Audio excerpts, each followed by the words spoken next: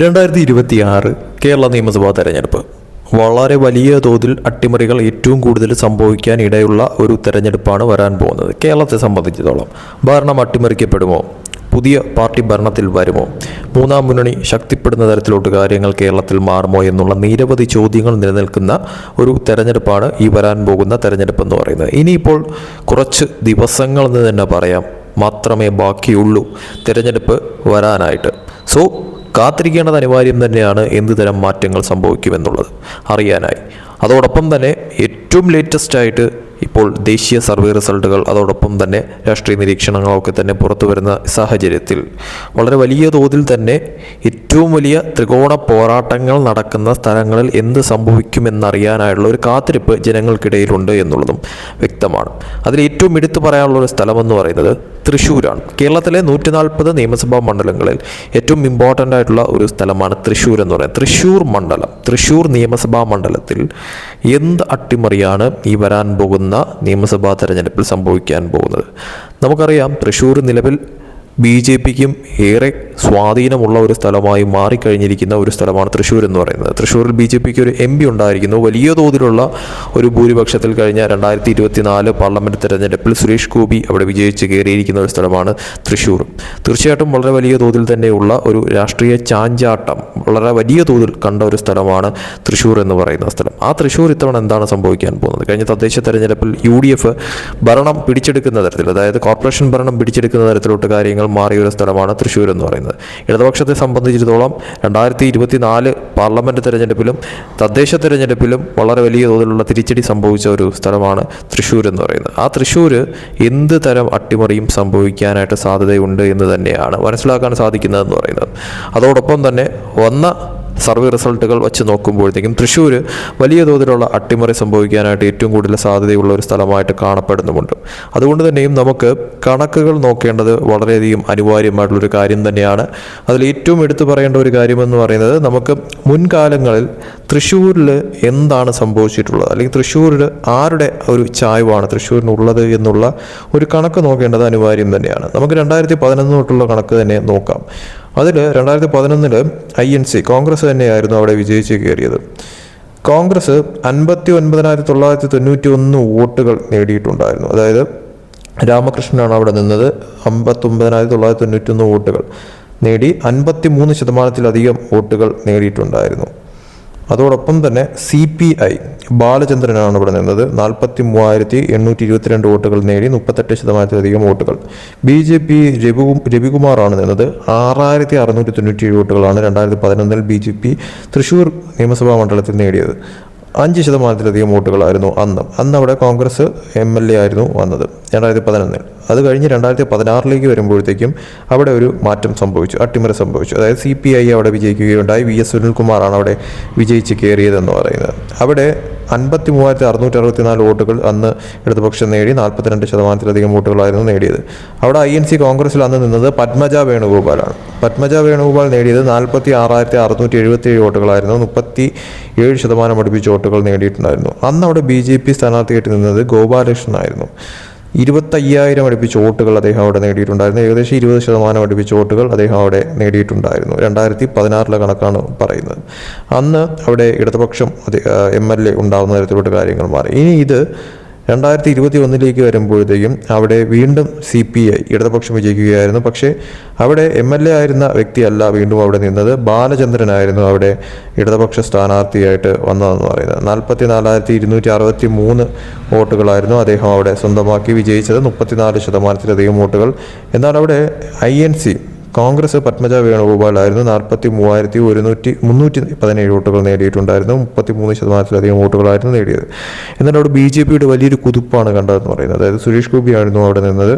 40,000-ലധികം വോട്ടുകൾ അദ്ദേഹം അവിടെ സ്വന്തമാക്കി. ഏകദേശം 31%-ലധികം വോട്ടുകൾ അദ്ദേഹം അവിടെ നേടി. അതായത് കട്ടുകട്ടി മത്സരമായിരുന്നു. ത്രികോണ പോരാട്ടം എന്ന് തന്നെ എടുത്തു പറയാൻ പറ്റുന്ന ഒരു മത്സരമായിട്ട് 2021 നിയമസഭാ തെരഞ്ഞെടുപ്പ് തൃശ്ശൂർ മണ്ഡലം മാറിയിട്ടുണ്ടായിരുന്നു. വളരെ ചുരുങ്ങിയ ഭൂരിപക്ഷത്തിലായിരുന്നു അവിടെ അന്ന് വിജയിച്ച് കയറിയ ഇടതുപക്ഷം സ്വന്തമാക്കിയ വിജയമെന്ന് പറയുന്നത്. അപ്പോൾ ഈ 2021 വരെ ഉള്ള കണക്ക് നോക്കുമ്പോഴത്തേക്കും അവിടെ കൃത്യമായിട്ട് മനസ്സിലാക്കാൻ പറ്റുന്ന ഒരു കാര്യം BJPയുടെ ഒരു വളർച്ചയാണ്. അതായത് 2011 6697 വോട്ടുകളുണ്ടായിരുന്നിടത്ത് നിന്നും 2016 ആയപ്പോഴത്തേക്കും അത് 25,000 വർദ്ധിപ്പിച്ചു. അത് 2021 ആയപ്പോഴത്തേക്കും 40,000-ലധികമായി വർദ്ധിച്ചിരിക്കുന്നു. അതായത് ഒരു വളരെ വലിയ തോതിലുള്ള ഒരു വോട്ട് മുന്നേറ്റം ഉണ്ടാക്കിയെടുക്കാൻ തൃശ്ശൂർ നിയമസഭാ മണ്ഡലത്തിൽ BJPക്ക് സാധിച്ചിരിക്കുന്നു. അതോടൊപ്പം തന്നെ അവിടെ ഇടതുപക്ഷ വിജയവും INC രണ്ടാം സ്ഥാനത്തേക്ക് പോകുന്ന തരത്തിലോട്ട് കാര്യങ്ങൾ മാറിയതും ഒരു ടൈറ്റ് ഫൈറ്റ് ത്രികോണ പോരാട്ടം നടക്കുന്ന സ്ഥലമായി മാറിയതും തീർച്ചയായിട്ടും വളരെയധികം നിർണായകമാണ്. അതോടൊപ്പം തന്നെ 2024 പാർലമെൻറ്റ് തെരഞ്ഞെടുപ്പിൽ BJP അവിടെ സ്വന്തമാക്കിയ വിജയം, അതായത് തൃശ്ശൂർ MP ആയി അവിടെ സുരേഷ് ഗോപി മാറിയ ഒരു കാര്യമൊക്കെ തന്നെയും പല മണ്ഡലങ്ങളിലും BJP ഒന്നാം സ്ഥാനത്ത്. ഈ പറയുന്ന 2024 നിയമസഭാ തെരഞ്ഞെടുപ്പിൽ തൃശ്ശൂർ നിയമസഭാ മണ്ഡലത്തിൽ സുരേഷ് ഗോപിയായിരുന്നു, അതായത് BJP ഒന്നാം സ്ഥാനത്തെത്തുന്ന തരത്തിലോട്ട് കാര്യങ്ങൾ മാറി. അതായത് ക്രമാതീതമായ വോട്ട് മുന്നേറ്റം നടത്തുന്ന തരത്തിലോട്ട് കാര്യങ്ങൾ മാറുകയും 2011 നോക്കുമ്പോഴത്തേക്കും 6,000 ആയിരുന്നെങ്കിൽ അത് 2025-ൽ 25,000-മായി, 2021-ൽ അത് 40,000-ലധികമായി, അത് പിന്നെ 2024 അതായത് ഈ പറയുന്ന തോതിൽ ഒന്നാം സ്ഥാനത്തേക്ക് എത്തുന്ന തരത്തിലോട്ട് കാര്യങ്ങൾ മാറി. അതായത് ഇടതുപക്ഷത്തെയും അതോടൊപ്പം തന്നെ കോൺഗ്രസിനെയും പിന്നിലാക്കിക്കൊണ്ട് BJP ഒന്നാം സ്ഥാനത്തേക്ക് എത്തുന്ന തരത്തിലോട്ട് കഴിഞ്ഞ പാർലമെൻറ്റ് തെരഞ്ഞെടുപ്പിൽ തൃശ്ശൂർ മണ്ഡലത്തിൽ BJP മാറി എന്നുള്ളതാണ് മനസ്സിലാക്കാൻ സാധിക്കുന്ന ഒരു കാര്യമെന്ന് പറയുന്നത്. എന്നാൽ ഇത് 2026 ആകുമ്പോഴത്തേക്കും നിയമസഭാ തെരഞ്ഞെടുപ്പിലേക്ക് വരുമ്പോഴത്തേക്കും എന്താണ് സംഭവിക്കാൻ പോകുന്നത്?